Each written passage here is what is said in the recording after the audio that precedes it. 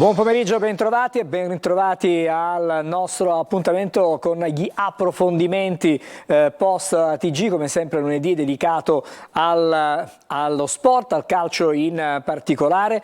Cominciato il campionato di Serie B e pronto ormai per scattare anche il campionato di Serie C.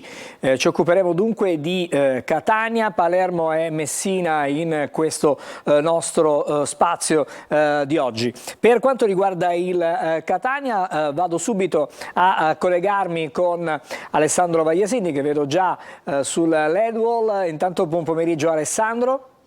Buon pomeriggio, ben trovato, un saluto a tutti. E allora, domani la città di Catania, il primo cittadino Enrico Trantino darà diciamo, il saluto al club rosso-azzurro a Palazzo degli Elefanti e praticamente qualche ora dopo scatterà venerdì il match con il Crotone che aprirà il campionato degli etnei. Alessandro, qual è la situazione in questo momento in casa Catania?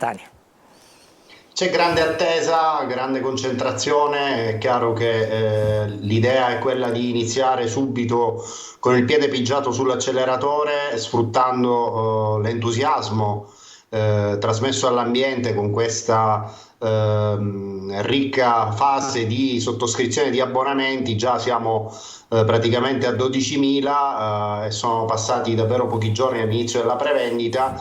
Anche la curiosità di cimentarsi in questo impianto di gioco rinnovato con un terreno assolutamente nuovo, e poi le aspettative di un gruppo grandi firme, quello allestito da Grellella Neri, consegnato a Tabbiani però così in varie fasi, e questo sicuramente ha rallentato il processo così di assembramento di queste unità, tanto che c'è stato qualche passaggio a vuoto nel corso della preparazione con dei test amichevoli che non sono stati certamente brillanti, però sappiamo che il calcio d'agosto, quando c'è l'odore dei 3 punti, quando si ha la sensazione di giocare davanti a una platea da Serie A, è chiaro che giocatori come, faccio un esempio, Di Carmine, Chiricò, lo stesso Marsura, certamente possono dare qualcosa in più alle ambizioni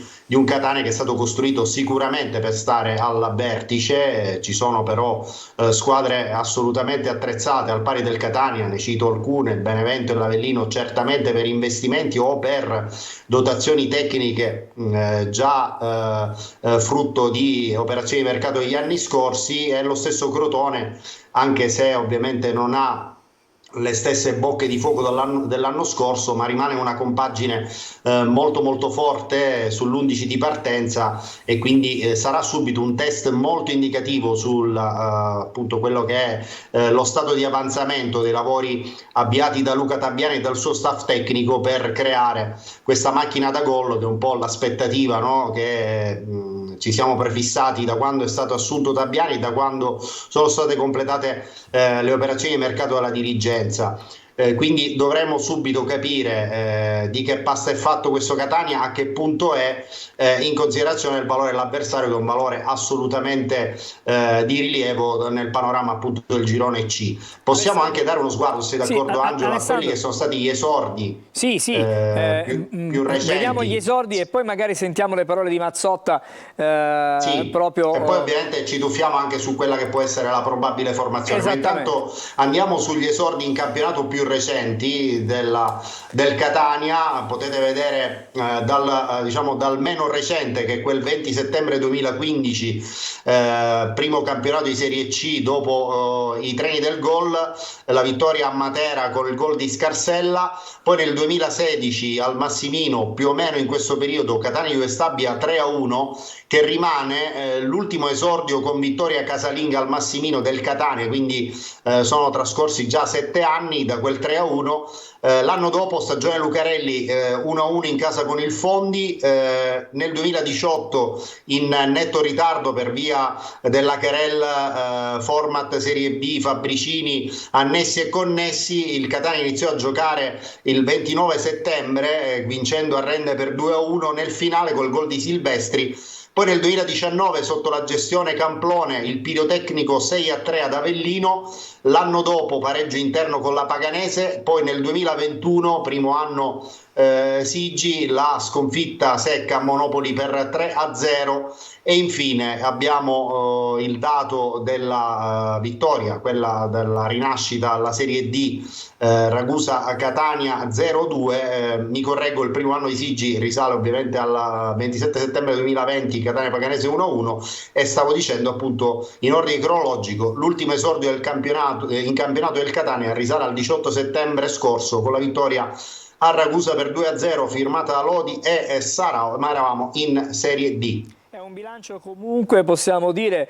in base ai numeri che abbiamo raccontato fino a questo momento, sicuramente in positivo per la squadra rossoazzurra che ha messo insieme, se non ricordo male, 5 vittorie, Alessandro, con sì, le 5 gare... vittorie, 2 pareggi e una sola sconfitta, quella appunto di Monopoli del 2021 con un saldo attivo anche nelle reti, 16 fatte e 10 subite. Questo diciamo il quadro delle prime del Catania. Però ricordiamo Angelo che la vittoria al Massimino all'esordio in campionato, per quello che abbiamo visto relativamente agli ultimi 8 anni, l'ultima risale al 2016, Catania Stabia 3-1. È passato un po' di tempo. Allora sentiamo le parole di Mazzotta, diciamo a termine, a conclusione di questo ciclo di allenamenti estivi, perché adesso da venerdì si comincia a fare sul serio. Le ha raccolte per noi Marco Carli.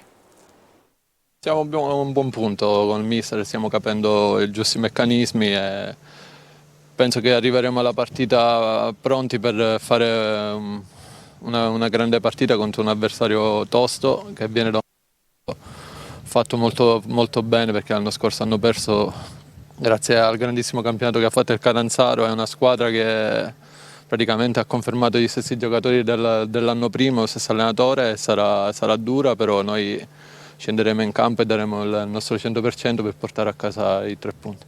Partita importante per la squadra, partita importante anche per te, che sei un ex, come la vivi? No, io la vivo serenamente. A Crotone ho passato 5 anni e mezzo bellissimi, però adesso faccio parte del Catania e devo dare tutto per questa maglia per poter portare a casa i 3 punti. Dicevamo prima dell'esperienza, tu sei qui magari anche per questo, no? Per guidare, dare il tuo contributo d'esperienza ai compagni. Senti un po' anche questo peso? Sì, però ci sono tanti altri giocatori importanti in rosa, la società, il direttore stanno allestendo una grandissima squadra, hanno portato dei giocatori importantissimi per la categoria. Ricordo che lasciai la Serie A per scendere a Catania perché è una grandissima piazza e perché volevo rimanerci il più tempo possibile, quindi c'è tanta voglia da parte mia di fare bene. Queste sono le parole di Antonio Mazzotta che torna a Catania dopo un po' di anni in realtà, Alessandro. Sì, un giocatore molto esperto che vanta di recente anche una promozione dalla B alla A con il Bari, dalla C alla B con il Bari. È un giocatore importante, un giocatore che ha certamente tecnica, corsa, esperienza, doti importanti, uno dei tanti volti nuovi, ben 14 che sono stati inseriti nell'organico a disposizione di Luca Tabiani, ma un mercato che ancora non è finito perché il Catania è al lavoro per portare alla corte di Tabiani un altro centrocampista, una mezzala sinistra, mentre ci sono le operazioni in uscita che il Catania vorrebbe portare a compimento perché Giovinco è in partenza, ma è in partenza, almeno queste sono le ultime che abbiamo verificato, in partenza anche Michele Somma. Dopo l'arrivo di Quaini lo spazio per Somma sembra essere diventato esiguo e quindi anche lui potrebbe lasciare il Catania, e c'è sempre la posizione di De Luca da verificare, appunto abbiamo visto appena inquadrato, altro giocatore diciamo in bilico. Per quanto riguarda invece Angelo la possibile formazione che venerdì scenderà in campo contro il Crotone, possiamo dire che Rapisarda è sulla via del completo recupero, quindi a meno di possibili intoppi sarà regolarmente in campo venerdì, in questo 4-3-3 che abbiamo immaginato con Livieri in porta, appunto Rapisarda e Mazzotta sulle corsie esterne difensive, al centro e la difesa assente Lorenzini per squalifica, sono 3 le giornate che deve scontare il difensore rosso-azzurro. Abbiamo messo Guaini e Curado con Castellini, possibile alternativa all'ex Fiorenzuola. A centrocampo in cabina di regia Rizzo con Zammarini e Rocca mezzeali. In attacco il terminale offensivo è Samuel Di Carmine con Marsura e Chirico a dare rifornimenti o a concludere personalmente, vista la spiccata attitudine realizzativa di entrambi.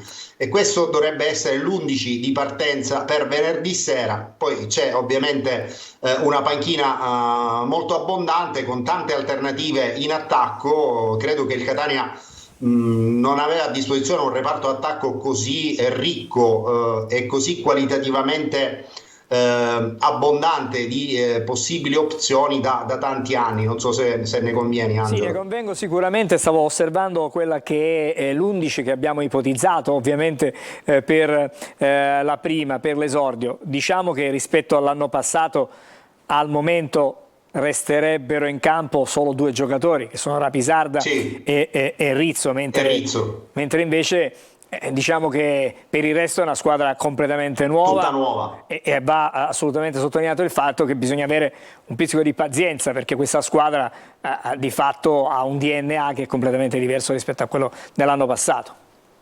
Sì, sono d'accordo, ma le aspettative della piazza sono di una piazza importante che da troppi anni manca dal calcio che conta, quindi bisogna trovare un punto di equilibrio tra le ambizioni e ovviamente il processo di crescita di questo gruppo nuovo per 14-24esimi, quindi dobbiamo cercare appunto di affrontare questa fase di assestamento con equilibrio, cercando sempre di analizzare i fatti in maniera obiettiva per evitare appunto di rallentare questo percorso di crescita.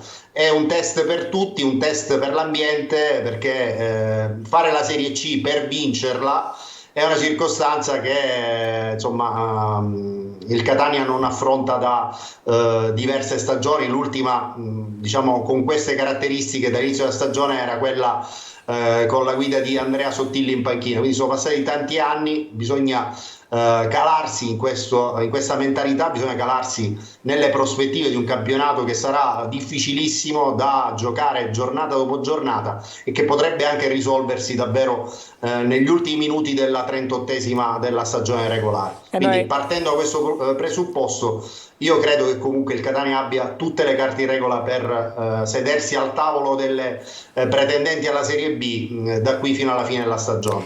Sono d'accordo con te, c'è grande entusiasmo, il numero di abbonamenti già sottoscritti neanche una testimonianza, grande entusiasmo tra la tifoseria che ha in qualche modo ricambiato diciamo, l'affetto nei confronti del club e della squadra, sottoscrivendo quasi. Ma riconosce anche l'importanza dell'organico, Angelo.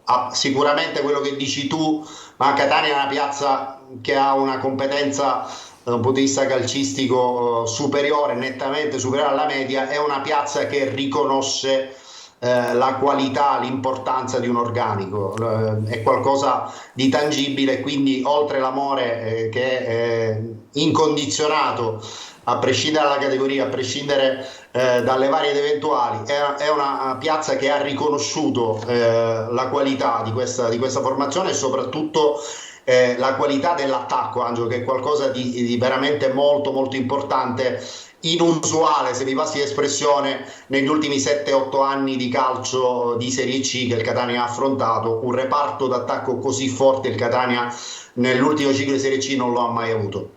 Allora, grazie Alessandro, abbiamo parlato dunque del Catania fino a questo momento e noi continueremo a parlare di Catania chiaramente nel corso dei nostri telegiornali, ma anche con gli appuntamenti sportivi che scatteranno ovviamente con la prima giornata di questa nuova stagione a partire da venerdì. Buon pomeriggio, Angelo. Grazie Alessandro, e allora fra poco io vedo già comunque collegato da Palermo, Marco Gullà, fra poco collegheremo anche Sergio Colosi, ci fermiamo appena qualche momento e poi apriremo dunque una finestra sul campionato di Serie B. Domani sera il Palermo, che ha riposato in questo fine settimana, tornerà a giocare, lo farà in trasferta sul campo della Reggiana.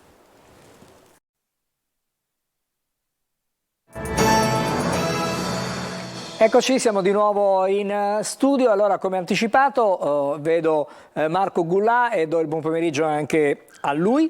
Grazie Marco. Ciao Angelo, buon pomeriggio a tutti. Bene, grazie per essere con noi.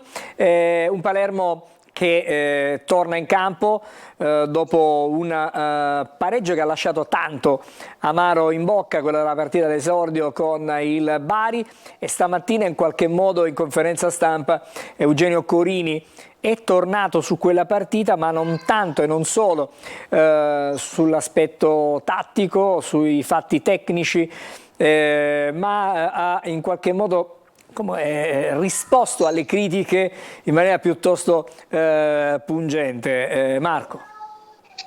Sì, a dire il vero, insomma, è stato un Corini abbastanza polemico, un Corini diverso da come, insomma, l'abbiamo visto e sentito anche nei mesi addietro. Anche il collega comunque che ha posto la domanda, insomma, non era una domanda che nascondeva delle critiche, era soltanto, insomma, una domanda di analisi della partita poi non vinta dalla Palermo a Bari. Corini però ha fatto, insomma, una sorta di pastone, diciamo così, un frullato di tutte le critiche e polemiche che sono iniziate proprio dopo il triplice fischio di Bari, e ha messo dentro anche, insomma, i giornalisti. Ma è ovvio che se il Palermo in 11 contro 9 non vinci contro il Bari, qualche critica deve assolutamente venire a galla. Poi, insomma, anche Corini ha ragione da parte sua, perché comunque a distanza di 2 settimane ancora parlare della partita con il Bari, dell'occasione mancata da parte del Palermo, secondo me, insomma, non è assolutamente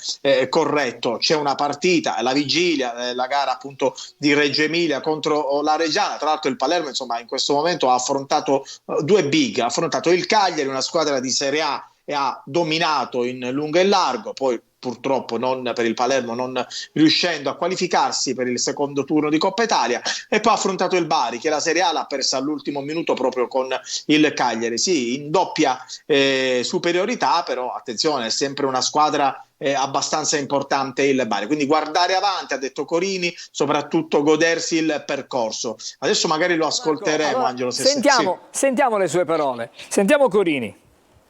Poi qua si giudica tutto, e sempre comunque c'è sempre qualcosa di negativo. Mi sono rotto anche le scatole sinceramente, perché avete veramente rotto, ogni cosa va giudicata sempre in maniera estrema, si vogliono sempre creare condizioni particolari. Siamo alla prima di campionato, c'è un campionato, godetevi il percorso. Negli ultimi 50 anni il Palermo ha vinto 2 volte la Serie B, e di conseguenza bisogna essere coerenti con quello che è la difficoltà di vincere il campionato.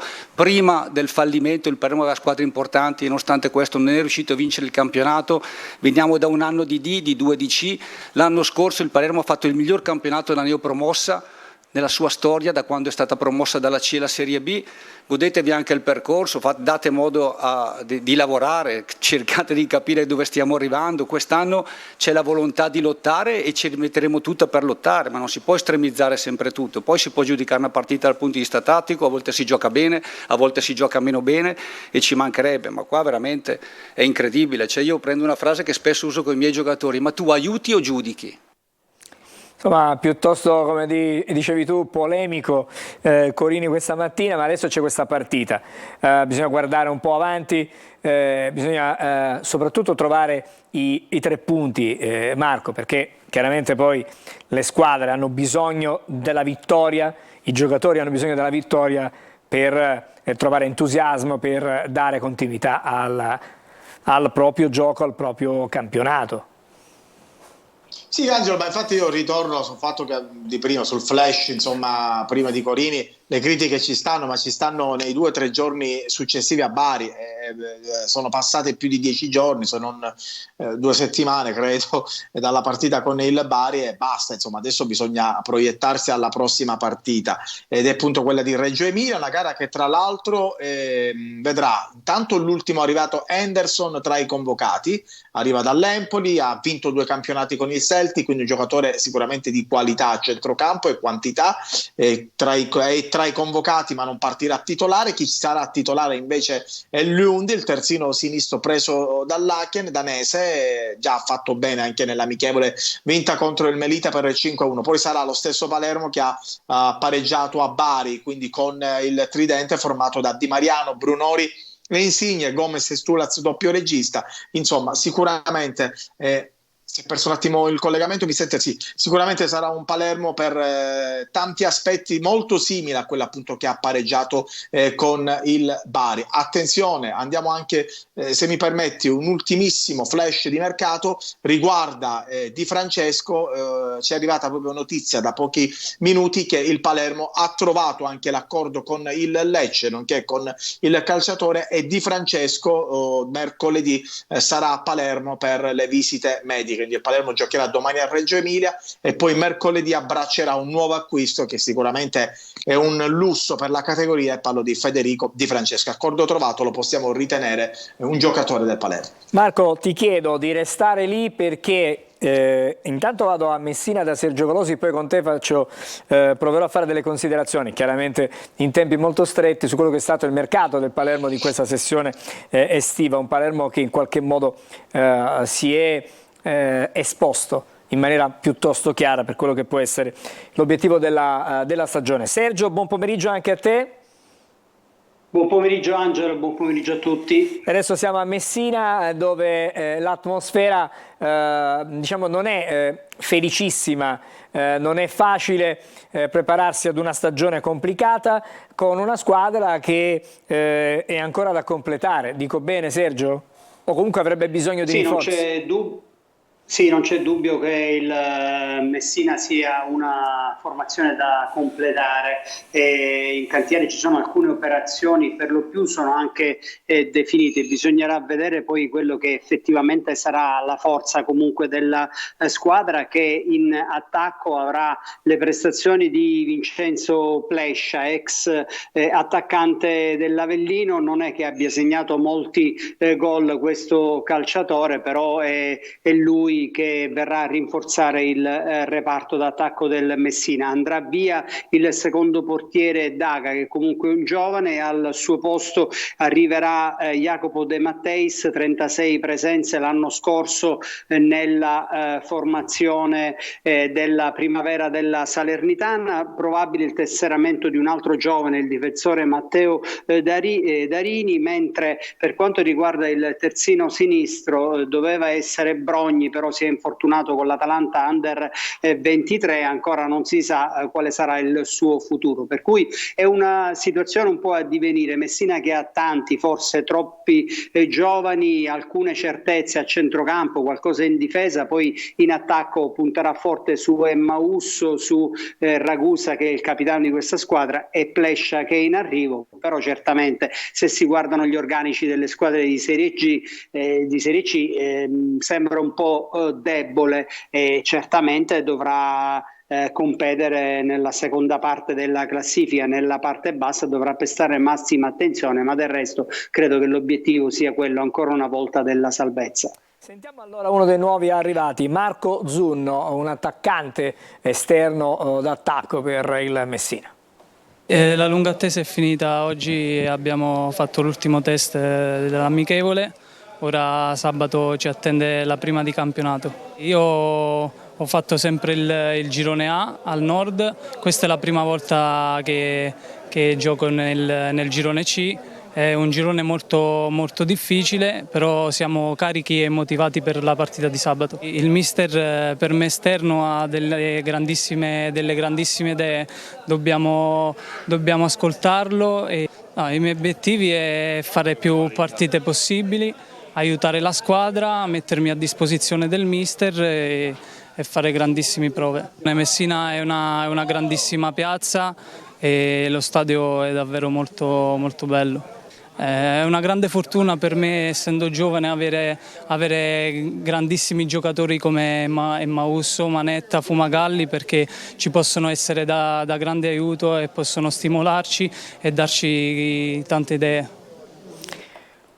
Queste le parole di Zunno. Sergio, prima di chiudere, il Messina, lo sentivamo, comincerà il campionato sabato.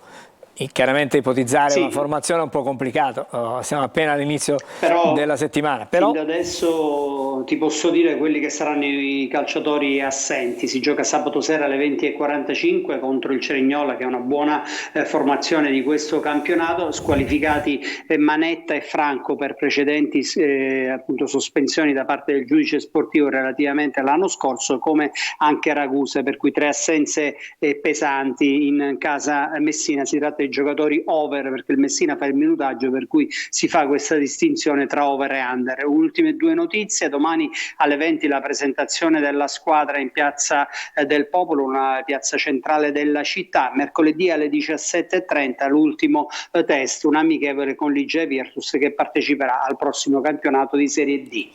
Grazie allora a Sergio Colosi per essere stato con noi da Messina. Buon lavoro, ci sentiremo chiaramente nei prossimi giorni e ci avvicineremo anche per il Messina all'esordio in campionato. Torno da Marco Gullà per, come dire, fare un bilancio di questa sessione estiva di mercato. Dicevo prima che il Palermo non si è nascosto e continua a non nascondersi rispetto a quello che può essere poi l'obiettivo finale. Angelo, è un mercato assolutamente importante, positivo, e se dobbiamo dare un voto non potremmo dare meno di 8 a questo mercato, perché insomma lo giudico, addirittura lo ritengo un mercato superiore anche a tante altre società che magari sono in Serie A. Prendi il Cagliari, la Salernitana, che insomma non hanno fatto questo grandissimo mercato. Il Palermo ha preso intanto gli ultimi 2 acquisti, che sono giocatori che hanno giocato in Serie A, quasi sempre in Serie A, e parlo di Henderson e Di Francesco. Di Francesco insomma ha fatto grandi cose con tutte le maglie, con tutte le squadre insomma che ha in cui ha militato, l'ultima il Bologna, e lei ci ha anche segnato il gol che è valso i 3 punti con la Lazio, quindi parliamo di un giocatore che comunque è da Serie A. Henderson lo stesso, poi giocatore come Insigne, che ha fatto le fortune del Frosinone e non solo. Insomma è un mercato abbastanza importante. Il Palermo si è dichiarato, vuole la Serie A, il mercato è sicuramente un mercato di spessore. Probabilmente ci sarà ancora l'ultimo innesto, che riguarda con ogni probabilità il settore di destra, dove si è infortunato Buttero e il Palermo come terzino destro ha soltanto Matteo. Insomma cercherà ovviamente la società, magari prima del gong finale di giovedì 31, di provare a trovare insomma un innesto anche per il settore di destra. Benissimo, allora promosso il Palermo sicuramente sul mercato, staremo a vedere poi cosa dirà il campo, ma la stagione, come ricordava Corini, un po' arrabbiata e polemico, è appena iniziata. Domani tornerà comunque in campo a Reggio Emilia proprio contro la Reggiana per il campionato di Serie B. Saluto te Marco, grazie, buon pomeriggio. Grazie a voi. Ci racconterai della partita ovviamente nel corso dei telegiornali e ringrazio ancora e saluto Sergio Colosi, che è rimasto in collegamento da Messina. Buon pomeriggio, buon pomeriggio. Grazie, allora noi ci fermiamo qui, almeno per il momento. Torniamo con gli appuntamenti sportivi, chiaramente già venerdì, perché comincia il campionato del Catania, la sfida interna con il Crotone, ma poi torneremo anche il prossimo lunedì con anteprima corner all'ora di pranzo e con corner alla sera alle ore 20:45. È tutto davvero, grazie per essere rimasti con noi e vi auguro un buon pomeriggio.